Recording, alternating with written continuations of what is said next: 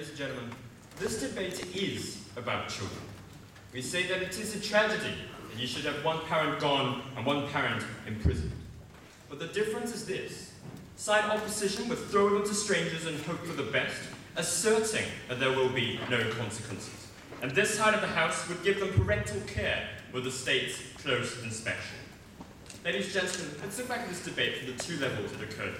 First of all, whether this is legally justified, and second of all, whether this is best for the children. On both counts, it was side proposition that took the day. So let's begin with this idea of legal justification. We began this entire case talking about the state does not have the ability to deprive interactive rights. That individual responsibility should not overthrow into parental responsibility. That criminal instincts should not be directly correlated to parental instincts. Our opponents had two objections. They came up and said, first of all, the murderers are definitely wrong. We came up and we said, no, these criminals are making a conscious choice to take care of their children, and that this parental responsibility is in fact a stronger protection. This whole idea of fulfilling their social roles will be better of rehabilitating them. They came up and said, well, it's sick to use child as a tool.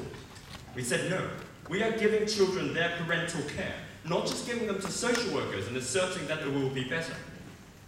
If you actually look closely at their two objections, they've never really directly tackled the legal justifications we gave from the very beginning.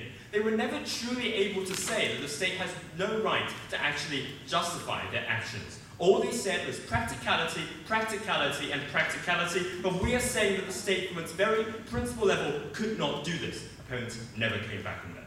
So this idea of legal justification, it was this side of the House that stands unscathed. But the second idea, more importantly, is whether it's best for the children. This was the idea of whether there will be more crime or less crime.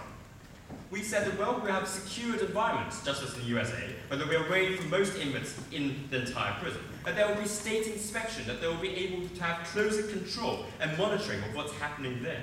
We also told you that if you weren't in prison, crime gangs such as La Familia would actually recruit these people, manipulating their own instincts. Opponents have three objections. The first objection was that there will still be prison fights and humiliations. We already said, however, that they will be excluded from the rest of the inmates. This is not isolation, ladies and gentlemen. This is a tragedy either way, but the parents will still be with them.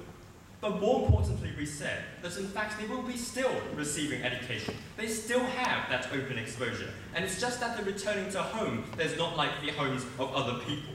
They're comparing normal children to these tragedies that are happening, but we are comparing these tragedies and determining which solution is better. Ladies and gentlemen, these people have no choice, but we are giving them the better choice. The second idea was that, well, gangs will still be in prison, in which we said that first of all, in prisons there will be state inspection, but outside there will be no inspection, that these children will not be protected from their inclinations towards criminal identity. Again, ladies and gentlemen, they are basically saying that they're going to treat them by throwing them to strangers and hope they're good enough. Third objection, alternatives. They talked about parole. We said, well, they're being extremely extreme when you talk about murderers and then tell us you want parole. They talked about foster homes and used Steve Jobs as an example and then accused us of generalization. Ladies and gentlemen, extreme case, generalization, exactly what they're doing. But more importantly, proved to you, in fact, these alternatives are not that good. It proved to you baby P, 267 consecutive failures.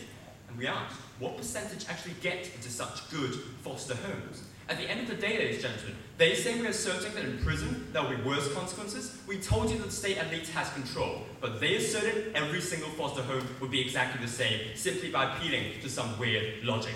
Ladies and gentlemen, what we've said today from the very beginning is this. It's that parents are more important than ever to children who only have one parent, and they were thrown to strangers and think, well, they're probably going to be better. Thank you.